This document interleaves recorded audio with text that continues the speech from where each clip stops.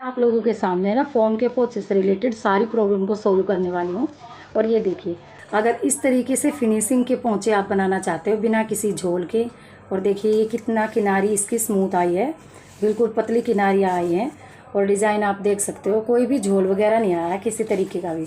Back में भी आप देख सकते हो कि झोल तो आया ही नहीं है कहीं भी, देखो किसी भी प्रकार का झोल नहीं है। नहीं तो फ़ोम के पोंचे बिल्कुल सलवार का लुक ख़राब कर देते हैं, बहुत ज़्यादा दिक्कतें आती हैं। तो चलिए कैसे इस तरीके से मैंने इस पोंचे को बनाया है, स्टेप बाय स्टेप अगर आप फॉलो करेंगे ना तो कोई दिक्कत आपके सामने नहीं आएगी। चलिए टाइम बिल्कुल वेस्ट नहीं करेंगे और अपना काम स्टार्ट करते हैं। हमारे साथ है ना बहुत ज़्यादा प्रॉब्लम आ जाती है जब हम फ़ोम के पोंचे बनाते हैं। फ़ोम के पोंचे अच्छे तो लगते हैं, लेकिन बहुतों की क्या शिकायत रहती है कि फ़ोम के पोंचे बनाते हुए हमारे पोंचे में जो है ना झोल आ जाता है, बहुत सारी सिलवटें टाइप आ जाती हैं। तो उसको बनाने के लिए सबसे पहले तो हमें ये देखना होता है कि हमारे पास हमने फ़ोम कौन सी ले रखी है। तो देखो ये बिल्कुल थिक वाली फ़ोम ले, और जिसमें कोई भी ऐसे सरफेस उसका ना प्लेन होना चाहिए। तो हमें ये फ़ोम सिलेक्ट करनी है। साइज़ आप कोई भी रख सकते हैं, हो सके तो आप इसे रोल में ही लें, क्योंकि रोल में ये इक्वल कटी होती है। अगर इसको आप किसी चीज़ से कम, या जैसे ये साइज़ है, इसको किसी ने इतना बनवाना है तो इसको आप ऐसे फोल्ड करके नहीं काटेंगे जैसे हम नॉर्मली ऐसे काट देते हैं। तो क्या करेंगे, मार्क करेंगे स्केल के साथ और उसको ऐसे निशान देंगे पहले, और फिर उस निशान से हम काटेंगे। क्योंकि फॉर्म क्या है, सीजर से कटते कटते ऐसे है ना टेढ़ा होता चला जाता है, ऐसे टेढ़ा होता चला जाता है ऐसे, तो फिर वो अनइवन होता है जिससे हमारे पोंचे में सिलवटें आ जाती हैं। तो ये तो हो गया हमारा कि फॉर्म कैसे लेनी है। उसके अकॉर्डिंग हमें फिर फोल्ड करके ये फैब्रिक, जैसे हम ट्रेटोन या किसी भी फैब्रिक या पेस्टिंग के साथ पोंचे बनाते हैं वो ले लेंगे। तो इसको जोड़ने से लेकर आज मैं इसके डिज़ाइन तक की आपकी प्रॉब्लम को सोल्व करूँगी। इसको ऐसे परफेक्ट नापना है। इसमें हमें कम से कम 1 उंगली जितना, जितना ये मुझे दिखाई दे रहा है 1 उंगली जितना मार्जिन हम रखते हुए सबसे पहले क्या करेंगे, इस पर 1 उंगली यहाँ से पीछे की तरफ हम सिलाई लगा लेंगे। और सिलाई में हमारा बखिया क्या होगा, वो हम ज़्यादा बारीक नहीं करेंगे, मोटा बखिया हमें लगाना है ताकि थोड़ा सा दूर दूर तक टाँके आए और हमारी ऐसे सिलवटें ना बने। तो खींचे ना, मोटा बखिया हमें लेना है ताकि सरफेस हमारा ख़राब ना हो, बिल्कुल भी ऐसे सीधा रहे। तो ये मोटा बखिया मैंने लिया है। मैं कैमरा थोड़ा सा और जूम करके आप लोगों को दिखाने की कोशिश करूँगी। तो ये देखिए मोटा बखिया मैंने कर लिया है। और इससे हमारा क्या होगा, मेन सबसे पहले हमें, और ये नीचे की तरफ रहेगा हमारा, ये सिलाई लगेगी। एक पोंचाई बना के आप लोगों को दिखाऊंगी, वीडियो को बिल्कुल लंबा नहीं करेंगे। फिर ऐसे क्या करेंगे कि इसको ऊपर वाले को, ज़्यादा को इसके जस्ट ऊपर हम फोल्ड कर देंगे। पहले हमें ये तैयारी करनी होती है अपनी। इसको जब हम फोल्ड करेंगे तो ये हमारा ऐसे बिल्कुल सीधा आना चाहिए। इसको ना इतना खींचना है ना कुछ करना है, बिल्कुल सीधा हमको ऐसे हाथ को फिराते हुए और ऐसे इसको हम एक सिलाई लगा देंगे। ये हमने सिलाई लगा दी है इसके ऊपर। इसके ऊपर मैंने सिलाई लगा दी है, और ये एक्स्ट्रा जो पार्ट होगा ये मैं कट करूँगी। अपना एक्स्ट्रा पार्ट को मैंने कट कर लिया है। अब ये एक पीस बनकर हमारा ऐसे तैयार हो गया है, इस तरीके से तैयार हो गया हमारा ये। तो दूसरा मैं बाद में जोड़ूंगी, पहले मैं एक ही दिखाती हूँ। जिस पल्ले पर पार्ट पर हमें जोड़ना है उसको जस्ट हमने क्या करना है, ऐसे कर लेना है ऐसे। तो इसको बीच में से एक हल्का सा कट देंगे ताकि हमें सेंटर का पता चल जाए, और इस सेंटर से भी एक कट इस सेंटर को देंगे। अब इसको सीधा करेंगे, सेंटर पर सेंटर से मिलाते हुए इस तरीके से मैं चौक से निशान लगा देती हूँ ताकि आप लोगों को दिख जाए। ये वाला इसका सेंटर था, और ये हमारा पार्ट सीधा रहेगा, ये भी सीधा रहेगा, वो मेथड सेम रहेगा। तो अब क्या करना है, जितनी थिकनेस इसकी होती है ना तो उतना ही हमें गैप लेना। कोई मोटी अगर फॉर्म ले रहा ना तो थोड़ा सा किनारे से हटकर सिलाई हम लगाएंगे, किनारे से बिल्कुल जैसे बुकरम पेस्टिंग पे हम बिल्कुल सटा के लगाते हैं ना। तो अगर मोटी फॉर्म ले रखी तो थोड़ा सा दूर से लगाएंगे हम, लेकिन ये बिल्कुल ज़्यादा मोटी भी नहीं है और पतली भी, मतलब पेस्टिंग जितनी तो नहीं है लेकिन फॉर्म तो है। तो हम इसके अकॉर्डिंग इसके बिल्कुल पास से हल्का सा तिल्ली भर पीछे लगाएंगे, वो मैं दिखा दूंगी। और ये भी क्या करना, हमें इसको हम अपना साइज रखेंगे इसका टाँके का जो नॉर्मल होता है हमारा। तो उस तरीके से इसको यहाँ से पकड़ते हुए और यहाँ से हर एक को दबाते हुए अब हमें पेस्टिंग के ऊपर बिल्कुल भी फॉर्म के ऊपर नहीं चढ़ानी है सिलाई को, और ये सिलाई हम लगा देंगे फटाफट से। इस तरीके से मैंने सिलाई लगा दी है। फॉर्म के जब भी पोंचे बनाए ना तो आप क्या करें, इसमें कहीं कहीं आप है ना कट कर दें। इसमें कट करने ज़रूरी हैं क्योंकि वो ये तभी तो घेर बन जाते, घूम से बन जाते हैं इसमें। ऐसे हमारा सीधा हो गया है बिल्कुल। अब क्या करेंगे, इस फैब्रिक को देखो, इससे बिल्कुल हमारा है ना, ऐसे हमें घिसना होता है ऐसे, ताकि ये हमारी सिलाई जो है ना, सिलाई विजिबल हो।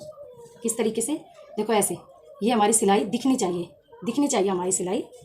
तो इसको इसके ऊपर फोम के ऊपर चढ़ाते हुए ऐसे हाथ फेर फेर के एक सिलाई हम लगा लेंगे। मैं बिल्कुल कट नहीं करूँगी वीडियो को, क्योंकि नहीं तो समझ में नहीं आएगा हमारा कि क्या क्या स्टेप हमने फॉलो किए। इसको ऐसे दबाते हुए,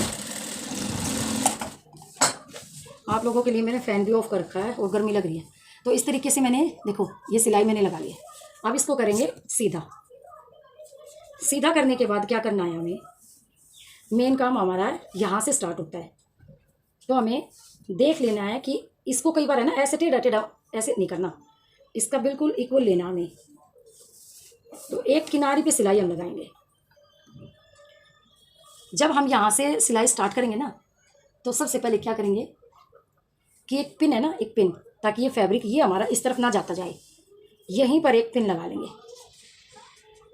यहीं पर एक पिन लगा देंगे। ये पिन मैंने लगा दिया और ये फैब्रिक हमारा बिल्कुल भी नहीं आएगा आगे की तरफ। तो यहाँ पर मैं सिलाई लगाऊंगी। सिलाई बिल्कुल इसकी किनारी पर लगाएं।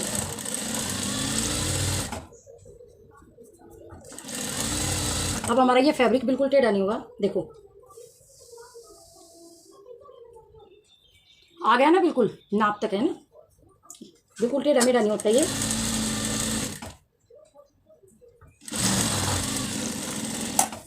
यहाँ पर मैंने एक सिलाई लगा दी है। अब इसको है ना जस्ट ऐसे ही सीधा कर लेंगे हम, ऐसे ही सीधा रख के, और इसमें हमें अब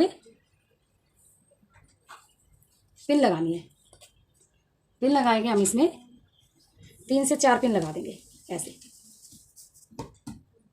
क्योंकि हमें सबसे पहले ऊपर और नीचे से इसको फिक्स कर लेना है, बीच में बाद में डिज़ाइन भरना।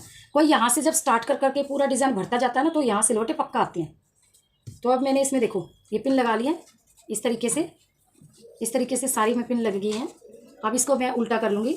उल्टी तरफ से यहाँ कॉर्नर से हमें एक सिलाई लगानी है। बिल्कुल खींचना नहीं है, क्योंकि पिन लगा रखी तो सीधा ही है हमारा, किसी भी फैब्रिक को खींचना नहीं है।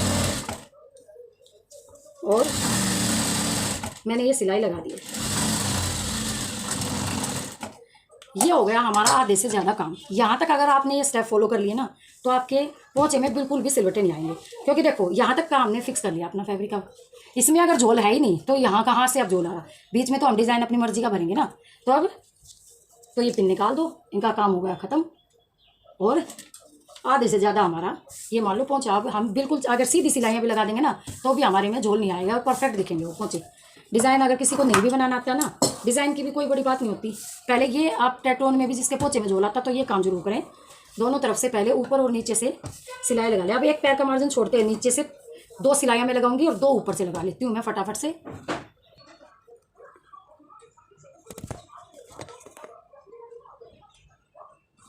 यहाँ पर देखो मैंने 2 सिलाई यहाँ पर और 2 यहाँ पर मैंने लगा ली है। तो अब क्या करेंगे, इसके बीच वाला हम सिलाई लगाएंगे, बिल्कुल बीचों बीच। आप मार्क करके भी लगा सकते हो।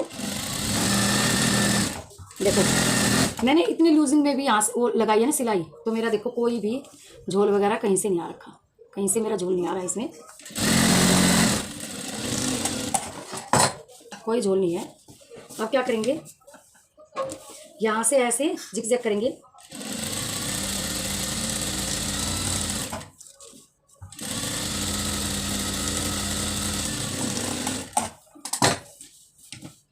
एक यहाँ से करेंगे,